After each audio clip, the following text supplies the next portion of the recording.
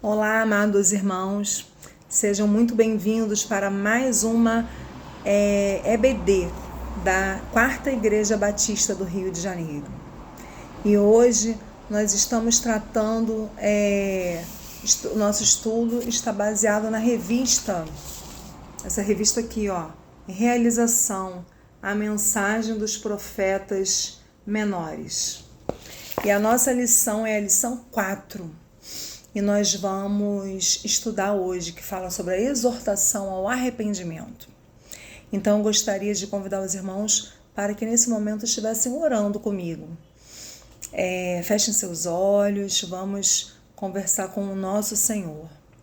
Pai amado, Pai querido, Senhor Deus, obrigado, Senhor, pela oportunidade de estarmos aqui reunidos em Teu nome para estudarmos um pouco da Tua palavra, Senhor. Senhor, usa as nossas vidas nessa hora, que Teu Espírito Santo fale, Senhor, com poder e autoridade aos nossos corações, Senhor. Senhor, que possamos aprender um pouco mais de Ti, da Tua palavra, porque toda a Tua palavra mostra, Pai, como o Senhor é um Deus que quer se relacionar conosco. Obrigado, Senhor, por ser um Deus que abençoa, um Deus que cuida, um Deus que protege e um Pai, Senhor. Um Pai que cuida de cada filho seu, de cada um de nós, Pai, em todo o tempo.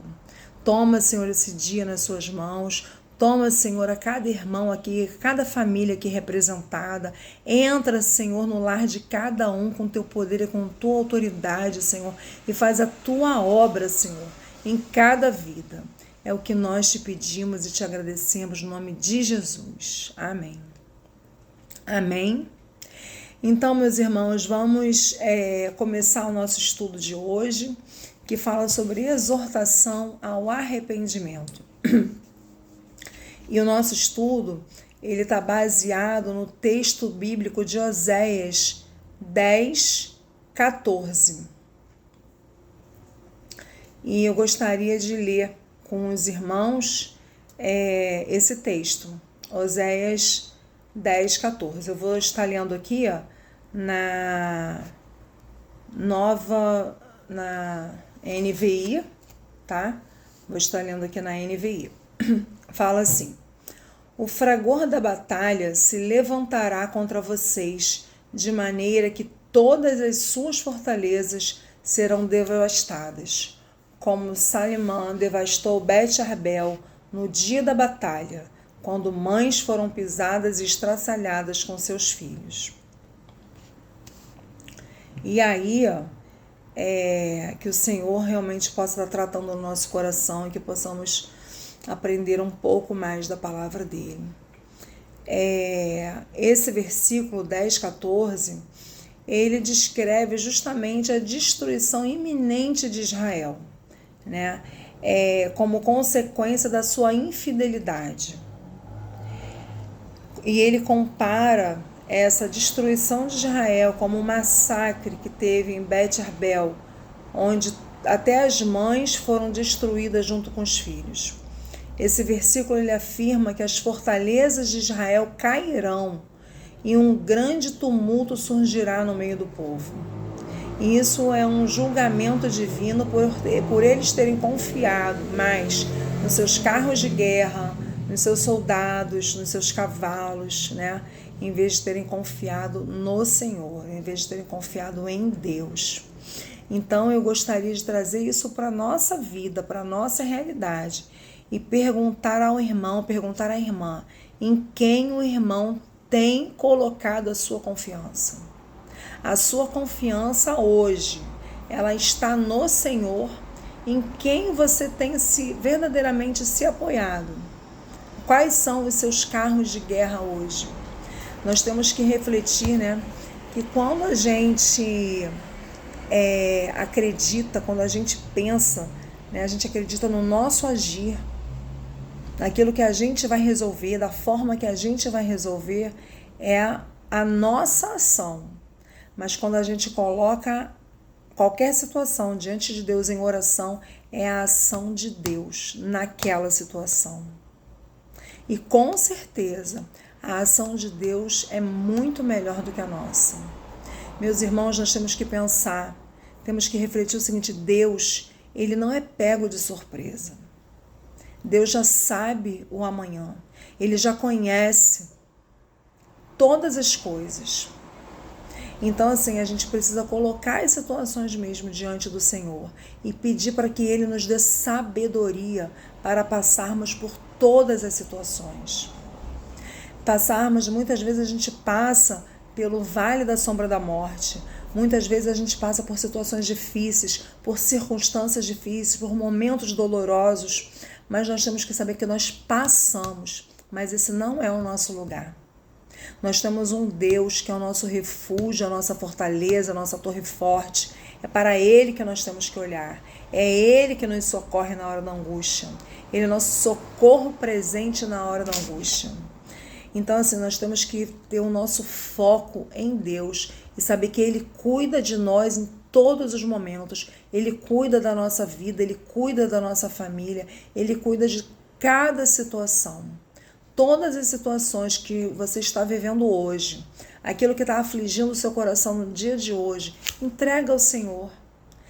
Conversa com o Senhor. Na verdade, Ele já sabe, mas o que Deus quer é ter um relacionamento contigo, ter um relacionamento comigo. Ele quer que a gente fale com Ele. Ele quer que a gente se exponha as nossas ansiedades, os nossos medos diante dEle. E você tem um Deus que quer te escutar, que é um Deus todo-poderoso, que tem todo o poder no céu e na terra. E esse Deus, Ele quer se relacionar contigo. Ele te chama de filho. Ele chama você de filho amado do coração dele. Ele diz que a nossa alma vale mais do que o mundo inteiro. Ele ama tanto a cada um de nós que Ele entregou o seu filho para vir para nos resgatar. Então veja o grande amor que esse Deus tem por cada um de nós. E Ele nos chama, nesse versículo que eu estou lendo, esse texto, de Oséias, Ele vem nos chamar ao arrependimento. Ele vem nos questionar, nos confrontar em quem nós temos confiado, em quem nós temos colocado a nossa confiança.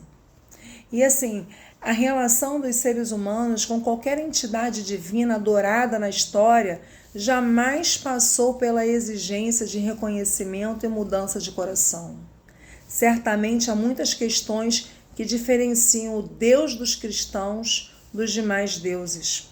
Podemos citar aqui a doutrina da Trindade, da encarnação, da identificação, etc.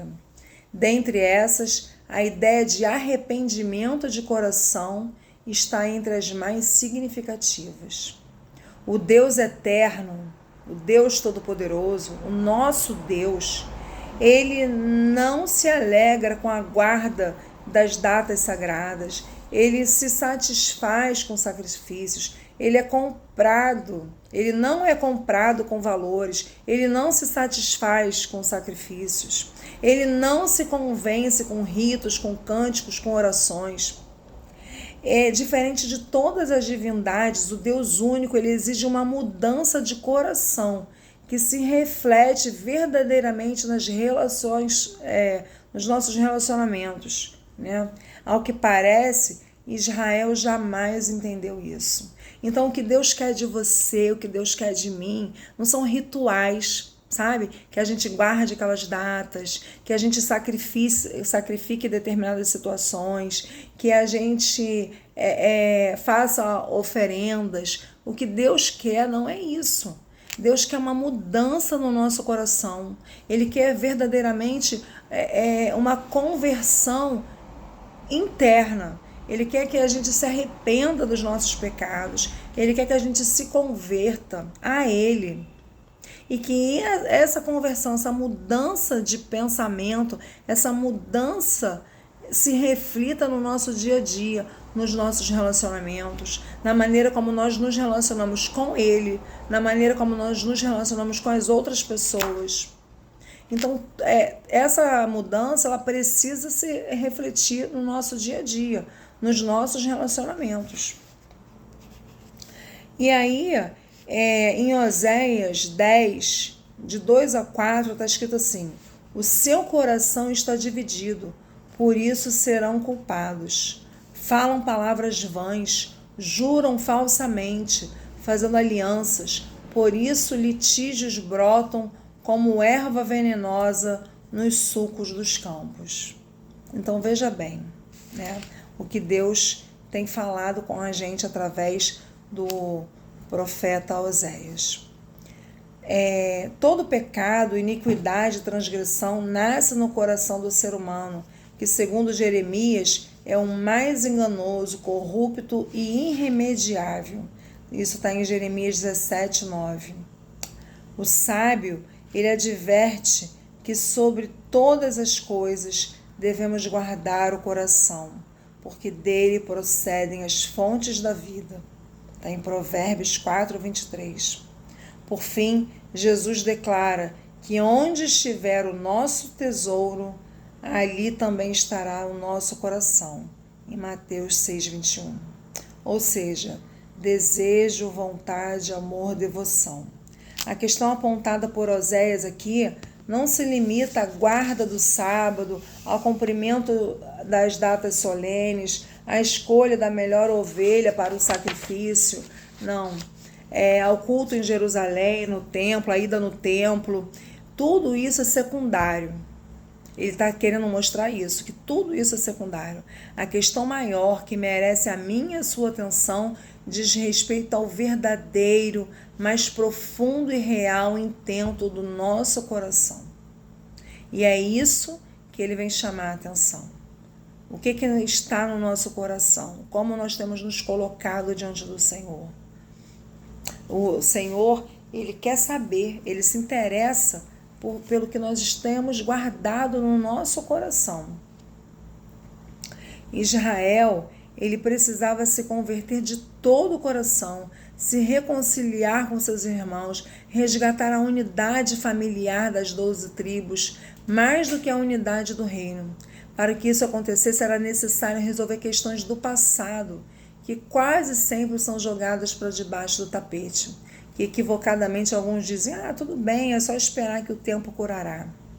Contudo, tem determinadas feridas, mágoas e ressentimentos familiares que são brechas abertas, que sempre serão usadas pelo inimigo espiritual. Em Oséias 10, 9 e 10, ele fala sobre desde os dias de Gibeá. Aqui Oséias traz à memória uma ferida familiar que ainda não havia sido tratada e que, como ferida aberta, continuava a trazer dor, tristeza, amargura, separação entre os filhos de Israel. O incidente lá em Gibeá, né, que é relatado em Juízes 19 e 20, ainda estava aberto. O levita, a concubina das filhas de Judá, o anfitrião de Efraim, as demais tribos entraram em guerra por causa da violência e da imoralidade praticada por parte dos homens de Benjamim. Oséias traz à memória essa história, o que nos indica que, de fato, ainda havia amargura, ressentimento entre os filhos de Israel. E o verdadeiro arrependimento que procede do coração se vale da justiça de Cristo, do castigo que nos traz a paz. Ele não busca justiça e vingança, mas manifesta perdão. Israel no passado e muitos cristãos do presente manifestam o primeiro estágio de arrependimento, e reconhecem seus erros e falhas, reconhecem que carecem da glória do Evangelho de Cristo, até reconhecem que são pecadores, contudo não avançam. Não desenvolvem a semente do arrependimento e não permitem que o perdão de Cristo brote em suas vidas. Sem perdão ao próximo, não há reconciliação plena com Deus. O primeiro passo não é suficiente, se reconhecer como um pecador. É necessário avançar no arrependimento até que gere fruto que permaneça. A conversão cristã é a mudança radical de vida. É direcionamento do coração, desejo, transformação da mente. É prática de vida pública que reflete o brilho da glória de Deus. É testemunho, é o assumir dos valores eternos no mundo finito. É uma nova vida. E aí, esse tipo de conversão é a única aceitável diante de Deus. É o chamado ou tudo ou nada. É o sim, sim ou não, não do cristão. É o entendimento profundo da fé que nega a si mesmo a cada dia e toma a sua própria cruz. É o viver aqui e agora pelos valores do Senhor. O grande desafio da vida cristã é assumir que, por mais que entendamos este conceito de arrependimento, de nova vida, nova mentalidade, não conseguimos esse efeito por nós mesmos. Não há nada em nós que nos capacite a viver uma vida dessa forma. Nós precisamos da graça e da misericórdia de Deus. Nós carecemos do favor do Senhor. É Ele que nos capacita. Nós somos pecadores, nós temos uma tendência ao pecado, nós temos uma tendência a fazer coisas que nós não queremos fazer. Como Paulo diz, né? Que aquilo que eu não quero fazer, eu faço. E o mal que eu não quero fazer, eu faço. E o bem que eu quero fazer, eu não faço. Mas nós temos essa tendência. E nós precisamos da graça do Senhor. É Ele que nos capacita. É Ele que nos levanta. É Ele que nos dá a direção. É Ele que com a sua companhia, com a sua presença, né, vivendo uma vida com Ele, meditando na sua palavra dia e noite, é isso que vai fazer realmente essa mudança, essa transformação na nossa vida. Senão nós apenas estaríamos vivendo valores éticos. E não são valores éticos que nós queremos viver. Nós queremos ter uma conversão. Nós queremos refletir do amor do Senhor. Oséias, ele declara que a ação primária é de Deus. É Ele, somente Ele, que pode curar a nossa infidelidade, o nosso pecado, a nossa maldade. Não é uma ação de uma mera moralidade, de ajuste de cidadania. É o fruto do Espírito em nós. O eterno Deus Todo-Poderoso, Ele é o único que tem tanto o querer quanto o efetuar nas nossas vidas. É esse Deus que está convidando Israel e que convida a mim e a você a nos arrependermos. Mas a nossa natureza caída nos permite tal atitude. Mesmo que entendamos e reconheçamos que precisamos de mudança, tais qual um viciado, né? Um viciado, ele sabe, ele tem essa noção de que ele precisa de mudança, de que ele precisa largar o vício, de que ele precisa mudar a rota. Nós também temos esse entendimento de que nós precisamos mudar, mas sozinho nós não conseguimos. Nós sabemos que o pecado nos faz um mal físico, um mal emocional, um mal social e que gera morte espiritual. O pecado nos afasta de Deus, mas em nós não há forças para rompermos. E Cristo pode e quer nos libertar. A palavra de Deus diz, né? Se o Filho nos libertar, verdadeiramente seremos livres. E Ele quer nos libertar.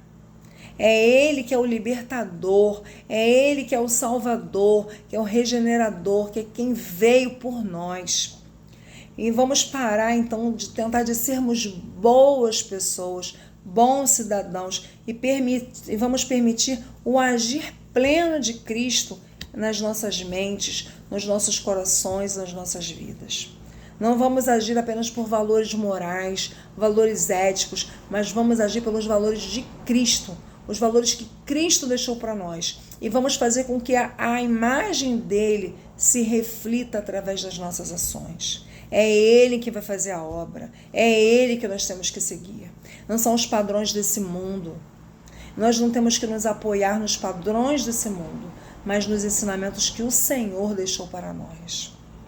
Talvez você tenha passado por muitas dificuldades durante a sua vida, mas Deus lhe abençoou e hoje você pode desfrutar de uma vida um pouco melhor do que ela já foi.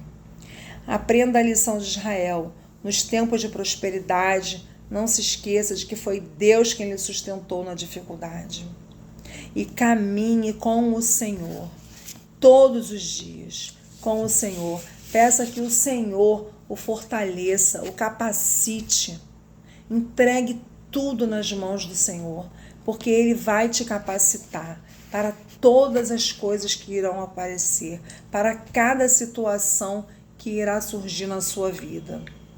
É o Senhor quem nos capacita, é o Senhor que nos levanta, é o Senhor que nos direciona. E nós precisamos verdadeiramente entregar ao Senhor a direção, o controle da nossa vida. Essa passagem, só para fechar, vamos concluir. Essa passagem de Oséias fala, sobre essa profecia, de destruição de Israel por conta da idolatria. Então vamos refletir sobre o que nós temos idolatrado, em que nós temos colocado a nossa confiança. Vamos pensar sobre isso, estar verdadeiramente no Senhor, Ela nos mostra que a justiça divina pode ser implacável e que a desobediência a Deus pode levar à destruição. Podemos aplicar essa passagem à nossa vida diária, lembrando-nos da importância da obediência a Deus. A mensagem principal dessa passagem é que a idolatria e a injustiça social levarão à destruição e que somente o arrependimento e a volta a Deus podem trazer a salvação. Essa passagem ela se relaciona com outras passagens bíblicas também, que mostram a violência e a destruição causadas pela guerra, bem como a importância da justiça e da obediência ao Senhor.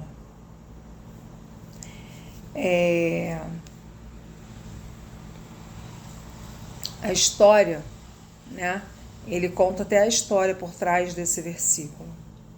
Ele é uma referência, fala sobre a referência a Bet Arbel e serve como um aviso para aqueles que desobedecem a Deus. A mensagem é clara: aqueles que se opõem a Deus e à sua vontade serão destruídos, assim como Bet Arbel foi destruída. Então, meus irmãos, vamos nos tornar obedientes à vontade do Senhor. Vamos nos converter verdadeiramente ao Senhor, aos seus ensinamentos. Amém? Vamos orar nessa hora juntos.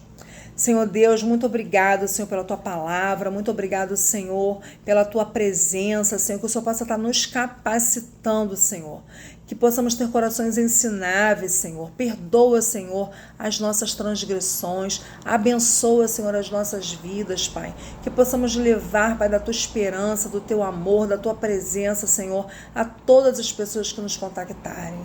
Senhor Deus, entra com Teu poder e com a Tua autoridade nas nossas casas, faz a Tua obra, Senhor, de poder nas nossas vidas, na vida dos nossos familiares, Senhor, aqueles que ainda não Te conhecem, Senhor, que têm a oportunidade de Te conhecer, Pai, que haja salvação, que haja livramento, Pai, que haja conversão verdadeira, Pai, que haja mudança de vida, Senhor. Ó Deus amado, que possamos colocar todas as nossas ansiedades, todos os nossos problemas, Senhor, diante do Senhor, Pai, porque o Senhor é a nossa torre forte, o Senhor é o nosso refúgio, o Senhor é a nossa fortaleza, Pai. Senhor, nós Te agradecemos porque nós temos ao Senhor, nós temos a Ti, Senhor, para nos socorrer em qualquer tempo, Pai, que o Senhor é um Deus que caminha conosco, que não nos abandona. A Sua palavra diz, Senhor, que o Senhor nunca nos deixaria, que jamais nos abandonaria.